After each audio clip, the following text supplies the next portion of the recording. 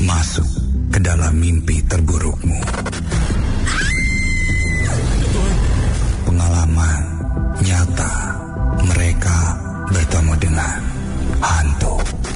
Hai guys, kembali lagi di channel Suka-Suka Saya. Jadi sekarang tuh segmennya cerem, cerita serem. Halo guys, selamat datang di channel Suka-Suka Saya. Sesuai janji saya, malam Jumat kemarin saya akan bercerita tentang pengalaman pribadi saya ketika saya KKN. Jadi saya tuh KKN bersama adik tingkat. Karena waktu saya KKN, maksudnya seangkatan sama saya, teman-teman saya, waktu itu saya sakit, jadi masuk rumah sakit kan. Jadi nggak ikut KKN sama teman-teman. Jadi saya ikut KKN-nya sama adik tingkat. Seperti itu guys. Jadi waktu itu KKN di daerah terpencil di Malang. Jadi kalau mau ke sana tuh naik ojek. Kalau sendirian, berhubung teman-teman punya motor, jadi nebeng sama motornya teman-teman gitu. Tapi aku sebenarnya nggak kerasan banget dari awal datang. Aku udah nggak kerasan. Nggak tahu, mungkin dari faktor lingkungan. Terus apa ya, aku tuh orangnya nggak suka kumpul-kumpul. Jadi ya mau sih kumpul-kumpul, tapi dalam waktu yang tidak lama gitu, mungkin sejam 2 jam gitu. Kalau misalkan kumpul-kumpulnya terlalu lama, itu bikin aku capek, pusing, ya capek gitu loh. Padahal nggak ngapa-ngapain, cuma kumpul-kumpul. Ya udah lanjut. Jadi di sana tuh, di desa yang kita tempatin tuh mayoritas orang-orang tua. Jadi anak-anak mudanya jarang ada di situ. Jarang banget. Mereka tuh memilih merantau ke kota untuk entah itu untuk belajar, terus untuk bekerja dan sebagainya. Pokoknya mereka tuh merantau gitu loh ke kota Malang atau kota lain dan ke negara lain gitu, seperti itu. Jadi di sana tuh kebanyakan orang-orang yang udah lanjut usia. Jadi KKN tuh nggak bisa cuci mata gitu ya. terus ya guys. Jadi di sana juga lingkungannya kurang enak. Antara masjid dan musola itu kayak ada perbedaan gitu kan. Aku nggak tahu sih. Awalnya aku nggak tahu. Soalnya aku kadang kalau subuh, maghrib gitu, subuh, maghrib, isya, sholatnya di masjid. Duhur, asar, aku sholatnya di musola. Kayak gitu. Jadi kayak orang itu beda gitu ketika aku sholat di masjid dan di musola. Ada si bapak-bapak waktu itu awalnya akrab banget sama aku. Terus udah itu karena aku sering sholat di musola, jadi bapak-bapak itu kayak cuek. Ternyata emang pas terakhir-terakhir itu kita tahu bahwa emang ada perbedaan gitu antara masjid dan musola. Nggak tahu sih, ya mungkin itu yang membuat aku kurang kerasan juga. Dan banyak faktor yang membuat aku kurang kerasan di tempat KKN, sehingga aku sering pulang dengan alasan ngurus skripsi, bimbingan segala macem gitu kan. Ya nakal banget aku ya. Jadi nggak apa-apa, tapi sama ketua kelompok KKN-nya diizinin. Jadi aku pulang 2 mingguan. Emang ada mengurus sesuatu di kampus juga. Jadi 2 mingguan aku semingguan. 2 minggu lama banget ya.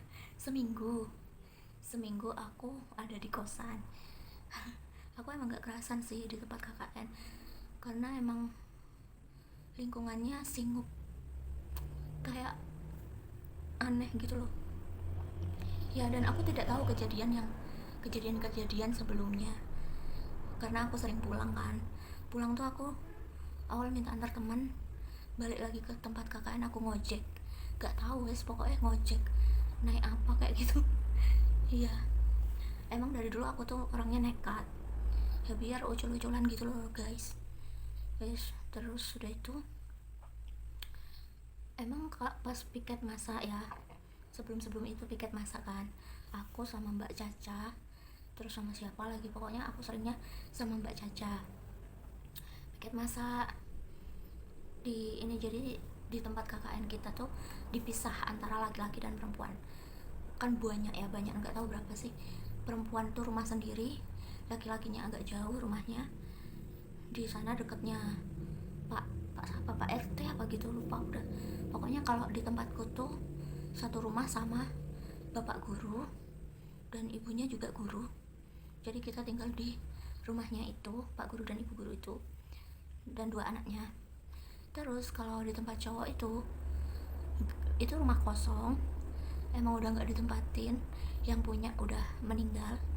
Jadi sini tuh kayak di depan, bagian depan rumah Pak RT atau pokoknya perangkat desa lah, bagian depan, terus depan ya, di tengahnya itu rumah kosong yang ditempatin teman-teman cowok, terus yang di belakangnya lagi itu rumah kosong juga.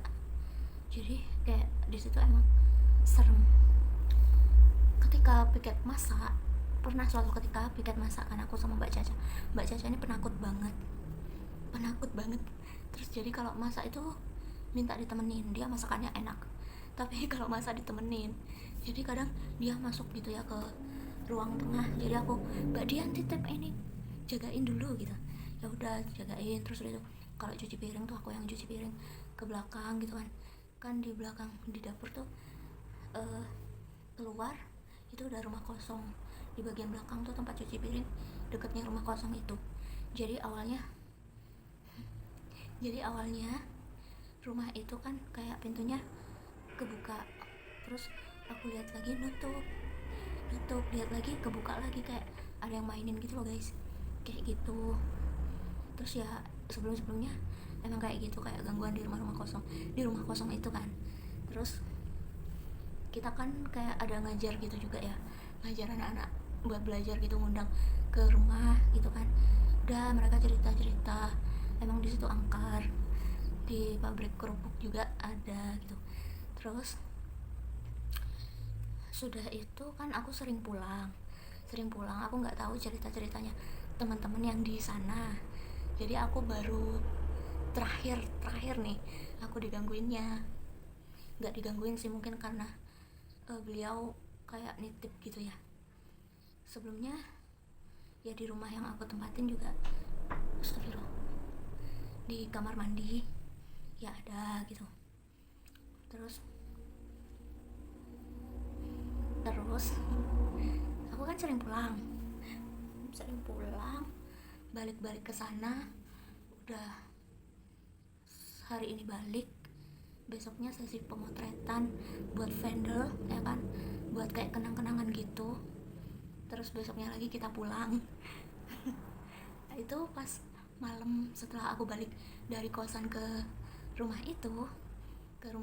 ya itu, aku tuh kayak dimimpiin, tapi nyata guys, dimimpiin. Jadi kayak ada suara, bismillahirrahmanirrahim ya Allah, kayak ada suara kuda gitu loh, gedebuk gitu, kayak pasukan, kayak ngerti kan kalau misalkan di kerajaan kayak filmnya Amin Dharma atau apa segala macam itu. Iya, pas aku kan tidurnya di musola rumahnya ibu bapak itu. Terus ada teman-temanku lagi yang di kamar gitu kan, yang di musola. Aku Mbak Caca, pokoknya anak-anak yang FKIP ya, anak FKIP tidurnya di musola, sebagian ada yang di kamar gitu kan nggak muat, ceweknya banyak. Terus sudah itu aku kan tidur nih, kayak nggak nyenyak gitu tidur. Biasanya aku nggak kayak gitu, aku kayak apa ya, bahasa Maduranya itu kayak nyelekek gitu loh, kayak nyelekek ke Mbak Caca.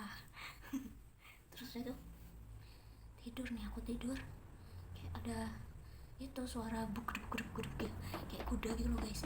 Terus udah itu ada nenek-nenek, ada nenek-nenek itu, terus kayak ngeliatin aku pakai baju hijau, kebaya hijau, terus sewekan gitu, ngeliatin aku senyum gitu. Aku tuh kayak takut, nggak tahu, aku takut aja kalau misalkan kalau nenek-nenek gitu kebaya, aduh aku nggak bisa kalau nenek-nenek berkebaya gitu, aku takut. Tapi orangnya, wajahnya tuh kayak adem gitu, karismatik. Tapi ya namanya nenek-nenek ya.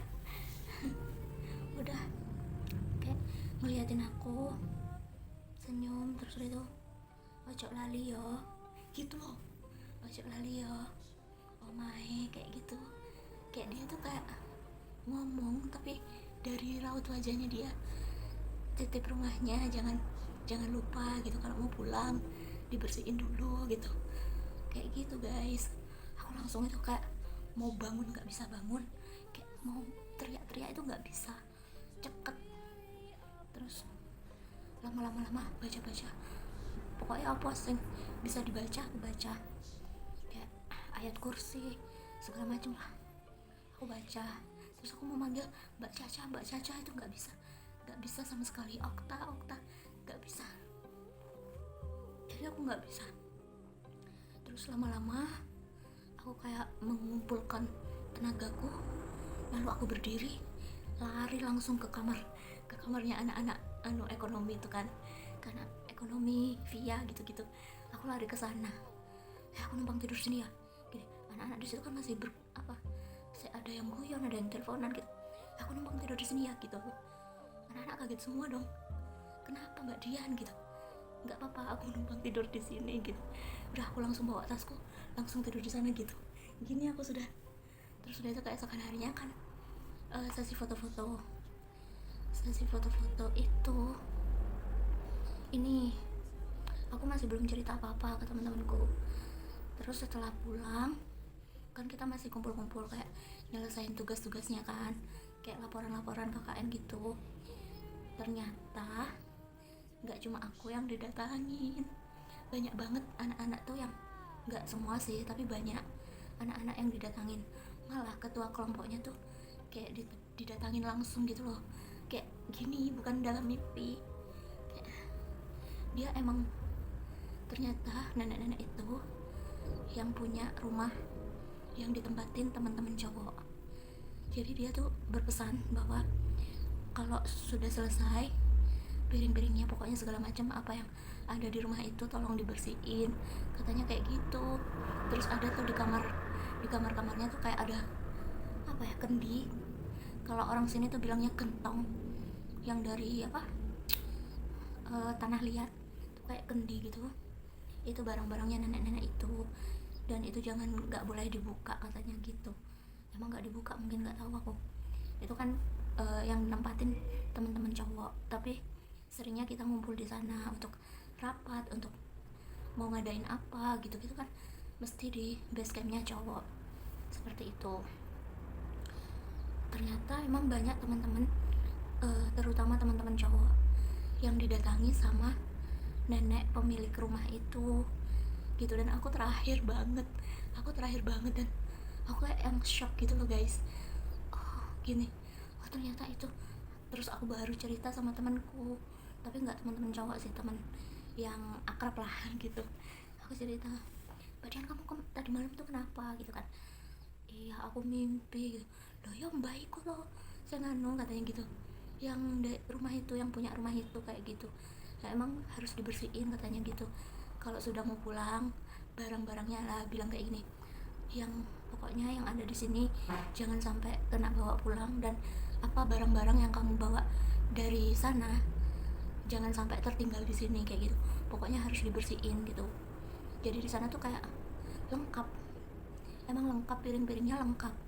Jadi kita mau apa ada di situ. Emang nggak pernah kan, masih ada saudaranya di sana, tapi beda rumah. Dan itu mbah-mbah juga sudah sepuh banget, kayak ya sepuh banget lah, kayak mau jalan itu udah susah gitu kan. Dan mbah-mbah itu bercerita bahwa emang di sana di rumah itu piring-piringnya masih lengkap, jadi masih lengkap, masih bersih, bisa kamu pakai, tapi kalau sudah selesai kamu bersihin lagi, kamu tata rapi lagi gitu. Mbah-mbah yang adiknya atau kakaknya yaitu mbah itu bilang kayak gitu, harus dibersihin lagi segala macam, karena piring-piring itu sering dibuat sama ibu-ibu sana untuk kayak acara sarwaan. Kalau di sini kan sarwaan, pengajian gitu loh guys, seperti itu. Jadi aku shock banget loh dengar ceritanya teman-teman.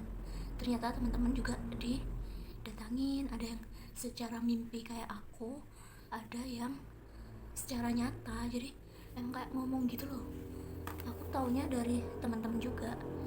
Jadi siapa sih ketua kelompokku tuh, Mail ya.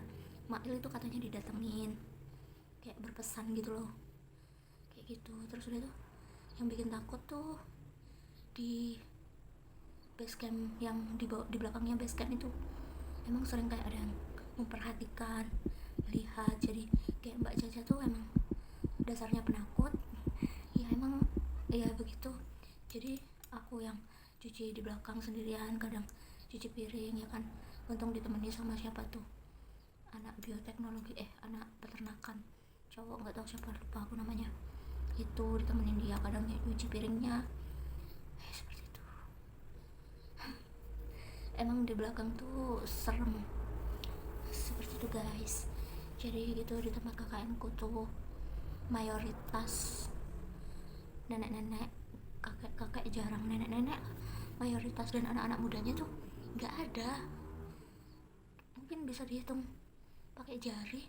Dan situ tuh desanya desa yang sepi. Anak-anak ada sih, anak-anak, tapi kayak jarang keluar, jarang main gitu loh.